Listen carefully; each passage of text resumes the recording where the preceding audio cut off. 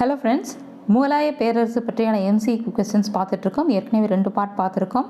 So அந்த questions எல்லாம் பார்க்கணுன்னா அதனுடைய லிங்க் வந்து டிஸ்கிரிப்ஷனையும் ஃபர்ஸ்ட் கமெண்ட்லேயும் இருக்கணும், பாருங்கள். ஓகே, ஸோ இப்போ இந்த கொஸ்டின்ஸ் எல்லாம் பார்க்கலாம். ஃபர்ஸ்ட் கொஸ்டின், பின்வரும் எந்த முகலாய பேரரசின் கல்லறை இந்தியாவில் இல்லை? ஸோ ஆன்சர் வந்து ஆப்ஷன் ஏ, ஜஹாங்கீர். ஜஹாங்கீரோட கல்லறை வந்து லாகூரில் இருக்குது. ஸோ அது வந்து கரண்ட்லி பாகிஸ்தானில் இருக்குது. ஓகே, நெக்ஸ்ட் கொஸ்டின், முகலாய காலத்தின் பின்வரும் பெண்களின் வரலாற்று கூறுகளை எழுதுவர் யார்?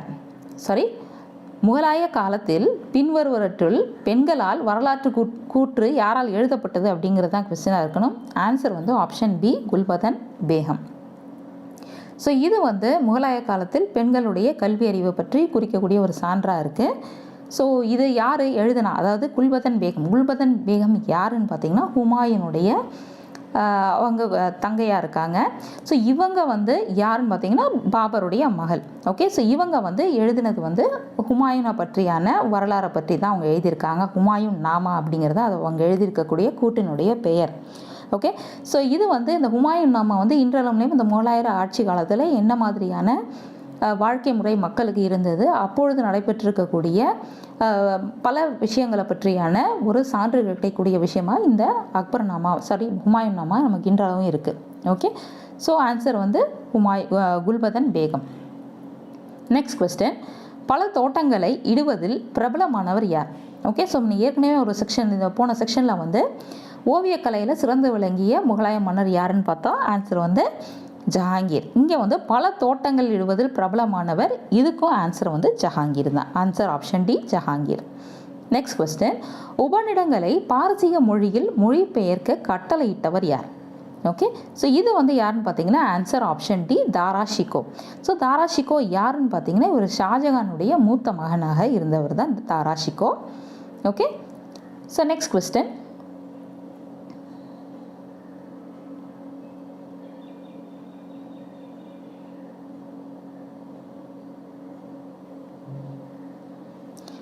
மயில் சிம்மாசனம் செய்யப்பட்டது யாருக்காக? ஆன்சர் வந்து ஷாஜகான். ஸோ ஷாஜகான் தான் வந்து பீகாக் த்ரோன், மயில் சிம்மாசனத்தை அவர் வந்து கிரியேட் பண்ணார்.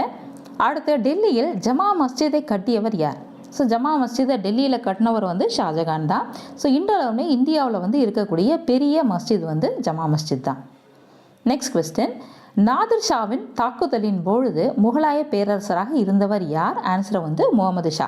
ஸோ நாதிர் ஷாவின் படையெடுப்புக்கும் இந்த மயில் சிம்மாசனத்துக்கும் சம்பந்தம் இருக்குது. ஸோ இப்போ வந்து அக்பர் அவுரங்கசீப்புக்கு அப்புறமா வந்து முகலாய வம்சம் வந்து வீழ்ச்சி அடைய ஆரம்பித்தது. இப்போ வந்து முகமது ஷா அப்படிங்கிறவர் வந்து இந்தியா முகலாய பேரரசனாக இருந்த பொழுது நாதிர் ஷா என்ன ஈரான் நாட்டை சார்ந்தவர். அவர் வந்து இவங்க மேலே முகலாய வம்சம் மீது போர் தொடுத்தாங்க. ஸோ போர் தொடுத்து முகலாய வம்சத்தில் இருந்துக்கக்கூடிய செல்வங்கள் எல்லாத்தையுமே வந்து எடுத்துகிட்டு போனாங்க. ஸோ அதோடு சேர்த்து இவங்க வந்து மயில் சிம்மாசனத்தையும் சேர்த்து எடுத்துகிட்டு போயிட்டாங்க. ஓகே, ஸோ அப்படின்னு பார்த்தீங்கன்னா முகலாய பேரரசர்களில் இறுதியாக மயில் சிம்மாசனத்தில் அமர்ந்திருக்கக்கூடியவர் வந்து முகமது ஷா தான். அந்த வகையில் வந்து இந்த கொஸ்டின் வந்து ரொம்பவே இம்பார்ட்டண்ட்.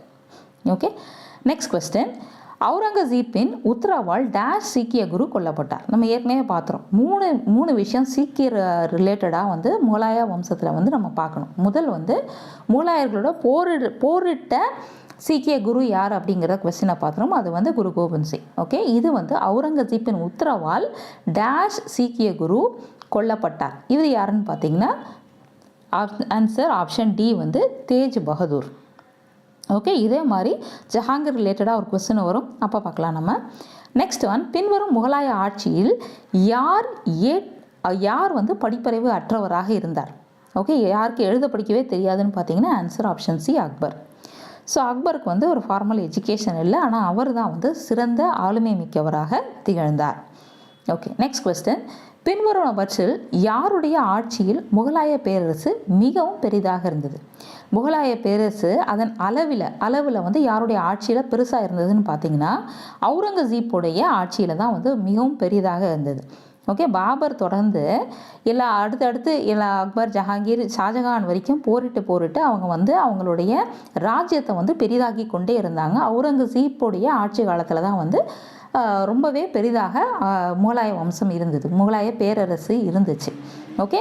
ஸோ ஜஹாங்கீருக்கு அடுத்து பார்த்தீங்கன்னாக்கா முகலாய பேரரசு வந்து வீழ்ச்சியாக ஆரம்பிச்சிருச்சு. ஓகே. நெக்ஸ்ட் கொஸ்டின், பீவிகா மக்பரா அப்படிங்கிற கல்லறை வந்து யாருடையது? ஓகே. ஆன்சர் வந்து அவுரங்கசீப்பருடைய மனைவிக்காக அவர் கட்டியது. ஓகே. நெக்ஸ்ட் கொஸ்டின், முகலாய ஆட்சியாளர் பகதூர் ஷா 2 பிரிட்டிஷரால் நாடு கடத்தப்பட்டது எந்த இடத்துக்கு அப்படின்னு பார்த்தீங்கன்னா ஆன்சர் வந்து ஆப்ஷன் பி, ரங்கூன். ஓகே. முகலாய ஆட்சியாளர், முகலாய கிங் பகதூர் ஷா 2 தான் கடைசியான, அதாவது பாபருக்கு அடுத்தது 19வது ராஜாவாக இருந்தார். ஸோ அவரை வந்து வெள்ளையர்கள் வந்து நாடு கடத்தி ரங்கூனில் இருக்கிற சிறையில் அடித்து அவரை வந்து சாவடிச்சிட்டாங்க. ஸோ அதன் மூலம் வந்து முகலாய வம்சம் வந்து வீழ்ச்சி அடைஞ்சு முகலாய சாம்ராஜ்யம் முழுவதுமாக வெள்ளையர்களுடைய கட்டுப்பாட்டுக்கு கீழே வந்தது. ஓகே. அடுத்த கொஸ்டின், சூரத்தில் ஒரு தொழிற்சாலையை திறக்க ஆங்கிலேயருக்கு ஆதரவாக ஒரு ஃபிர்மானை வெளியிட்டவர் முதல் பேரரசர் யாருன்னு பார்த்தீங்கன்னா answer Jahangir. Okay. Next question, ஜசியா டேஷால் ஒழிக்கப்பட்டது. ஸோ ஜசியா யாரால் இன்ட்ரடியூஸ் பண்ணப்பட்டது அப்படின்னு பார்த்தீங்கன்னா அது வந்து டெல்லி சுல்தானேட்லேருந்து நம்ம பார்த்துட்ருக்கோம். ஓகே.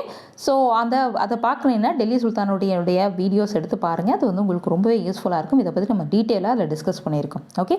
ஸோ முகலாய வம்சத்தில் வந்து ஜசியா வந்து யார் வந்து தடை விதிச்சா, அதாவது யார் ஒழிச்சா அப்படின்னு பார்த்தீங்கன்னா answer option A, Akbar. Okay. Next one, முகலாய காலத்தின் பின்வரும் சமகால ஆதரவாளர்களின் எது விவசாய நிலை குறித்த தகவல்களை பெறுவதற்கு பயனுள்ளதாக அமைந்திருக்கிறது? ஸோ முகலாய வம்சத்தின் பொழுது என்ன மாதிரியான என்னென்ன பொருட்கள் வந்து விதைக்கப்பட்டது, என்ன விளைக்கப்பட்டது, அதனுடைய தரம் என்ன இருந்து, அந்த மாதிரியான விவசாயம் ரிலேட்டடான எல்லா வகையான செய்தியும் நமக்கு வந்து அளிக்கக்கூடியது எதுன்னு பார்த்தீங்கன்னாக்கா ஐனி அக்பரி தான். ஓகே. ஸோ ஐனி அக்பரி வந்து அக்பருடைய கூற்றில் அங்கே நடத்தப்பட்டு இருக்கக்கூடிய அவருடைய ஆட்சி காலத்தில் நடைபெற்ற விஷயங்கள் தான் ஐனி அக்பரி. அடுத்து, எந்த முகலாய ஆட்சியாளரின் நீதி சங்கிலியை கட்டி எழுப்பி குறையுள்ள குடிமக்கள் அதனை அசைத்து தன் கவனத்திற்கு அவர்களது குறையை நேரடியாக கொண்டு வர ஏற்பாடு செய்தார்? ஆன்சர் பார்த்தீங்கன்னா ஆப்ஷன் ஏ, ஜஹாங்கீர் தான். ஸோ நம்ம தமிழ்நாட்டில் வரலாறுல நம்ம பார்த்துருக்கோம்ல, ஆராய்ச்சி மணியை கட்ட விட்டுருந்தாங்கன்னு சொல்லிட்டு. ஸோ அந்த மாதிரி முகலாய வம்சத்தில் ஆராய்ச்சி மணியை கட்டி நீதி வழங்கியவர் யாருன்னு பார்த்தீங்கன்னா ஜஹாங்கீர். அடுத்து, ஷெர்ஷா முதன்முறையாக அறிமுகப்படுத்தியது இவற்றுள் எது இல்லை? ஸோ ஷெர்ஷா சூரி இருக்குல்ல, சூரிய வம்சத்துடைய ஷெர்ஷா சூரி தான் வந்து நம்ம இந்தியாவில் இருக்கக்கூடிய ஜிஎஸ்டி ரோடு ஆரம்பித்தவர் அதுதான். ஸோ இந்த மாதிரி நிறைய விஷயங்கள் வந்து இந்தியாவில் அவர் ஆரம்பித்து தான் இருந்தது. நம்ம ஏற்கனவே நம்மளுடைய நாணய முறை, ருப்பையாங்கிற நாணய முறை பற்றியும் பார்த்துருந்தோம். ஸோ இப்போ கீழே கண்டவற்றில் எது மற்றும் அவர் அறிமுகப்படுத்தியது அப்படின்னு பார்த்தீங்கன்னா இவற்றுள் எது இல்லை? ஷெர்ஷா முதன்முறையாக அறிமுகப்படுத்தியது இவற்றுள் எது இல்லை அப்படின்னு சொல்லி பார்த்தீங்கன்னாக்கா ஓகே. ஸோ கொஸ்டின் வந்து எது முதலில் அறிமுகப்படுத்தியது அப்படின்னு தான் இருக்கணும். ஆன்சர் வந்து ஆப்ஷன் ஏ, நாணய அமைப்பு. ஓகே. நெக்ஸ்ட் ஒன், சீக்கிய குரு அர்ஜுன் தேவ் டேஷ் ஆட்சியின் போது கொல்லப்பட்டார். ஸோ நம்ம ஏற்கனவே பார்த்ததான் சீக்கிய குரு பற்றி 3 கொஸ்டின் பார்த்துருந்தோம். ஓகே. ஸோ ஏற்கனவே குரு கோபிந்த் சிங் பற்றி யார் வந்து எந்த சீக்கிய குரு வந்து முகலாயரோட போரிட்டார் அப்படிங்கிறது தான் குரு கோபிந்த் சிங். அடுத்து நம்ம பார்த்தது தேஜ் பகதூர் பார்த்தோம். ஸோ இவர் வந்து யாருடைய ஆட்சி காலத்தில் வந்து இவர் வந்து கொல்லப்பட்டான்றதை பார்த்தோம். இப்போ நம்ம பார்க்கக்கூடியது அர்ஜுன் தேவ். இவர் யாருடைய ஆட்சி காலத்தில் கொல்லப்பட்டார்னு பார்த்தீங்கன்னா ஹுமாயூனுடைய ஆட்சி காலத்தில்.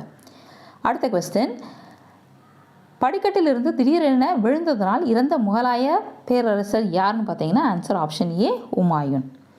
அடுத்து, மதச்சார்பற்ற முகலாய ஆட்சியாளர் யார்? ஸோ இது எல்லாருக்குமே தெரிஞ்சது அக்பர். அடுத்து, எந்த முகலாய மன்னர் இசையை தடை செய்தார்? ஆன்சர் வந்து ஆப்ஷன் சி, அவுரங்கசீப். ஓகே. அவர் நிறைய ஒழுங்குமுறைகளை கொண்டு வர்றதுக்காக நிறைய விஷயங்களை தடை பண்ணினார். அடுத்து, பின்வருவற்றில் ஜிந்தாஃபீர் என்று கருதப்பட்டவர் யார்? ஆன்சர் வந்து ஆப்ஷன் சி, அவுரங்கசீப். அவர் ஏன் ஜிந்தாஃபீர் அப்படின்னு அழைக்கப்பட்டாங்கன்னாக்கா அவர் வந்து அரசாங்க பணத்தில் வாழாமல் அவர் வாழ்க்கைக்காக பணம் சம்பாதிக்கிறதுக்காக தொப்பி தைத்து விற்று அதில் வர காசில் தான் அவர் வந்து வாழ்ந்தார். அவர் வந்து ராஜபோகத்தை அனுபவிக்கவில்லை. Okay. Next question, 1809 Maharaja Ranjit Singh டேஷுடன் ஒரு ஒப்பந்தத்தை கையிட்டார். ஸோ இந்தியாவில் இருக்கக்கூடிய மன்னராகிய மகாராஜா ரஞ்சித் சிங் வந்து வெள்ளையர்களோட ஈஸ்ட் இந்தியா கம்பெனியோட ஒரு உடன்படிக்கைக்கு வந்து அவர் வந்து வெள்ளையர்களோட இணக்கமாக போயிட்டார். Okay. So answer option D, கிழக்கிந்திய கம்பெனி. அடுத்து முகலாய பேரரசின் வீழ்ச்சிக்கு பின்வரும் காரணங்களில் எது காரணமில்லை? ஸோ கொடுக்கப்பட்டது ஆப்ஷன் ஏ அவுரங்கசீப்பின் மத கொள்கை, பேரரசின் பல்வேறு மாகாணங்களின் கிளர்ச்சிகள், ஆப்ஷன் சி மன்சப்தாரி அமைப்பு, 4வது அவுரங்கசீப்பின் டெக்கான் கொள்கை.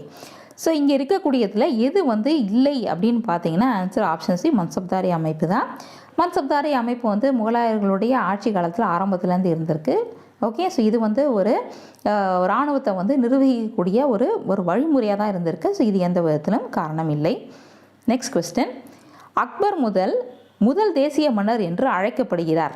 இதற்கு காரணம் என்ன அப்படின்னு பார்த்தீங்கன்னா ஆன்சர் எல்லாருக்குமே தெரிந்தது ஆப்ஷன் ஏ, அவர் மிகவும் சகிப்புத்தன்மையுடனும் மதச்சார்பற்றவராகவும் இருந்தது தான் அதற்கு காரணம். நெக்ஸ்ட் கொஸ்டின், பொதுவாக 15ஆம் நூற்றாண்டில் காஷ்மீரில் மிகப்பெரிய ஆட்சியாளராக கருதப்பட்ட மன்னர் யாருன்னு பார்த்தீங்கன்னா answer option B Zainul Abideen.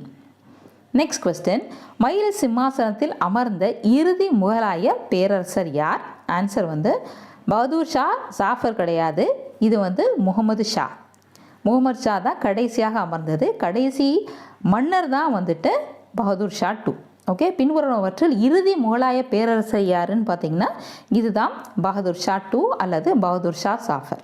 Okay, Mohammed Shah வந்து கடைசி மன்னர் வந்து மயில் சிம்மாசனத்தில் அமரக்கூடிய மன்னராக இருந்தார். அதுக்கப்புறம் மயில் சிம்மாசனம் இந்தியாவுக்கு வரலை.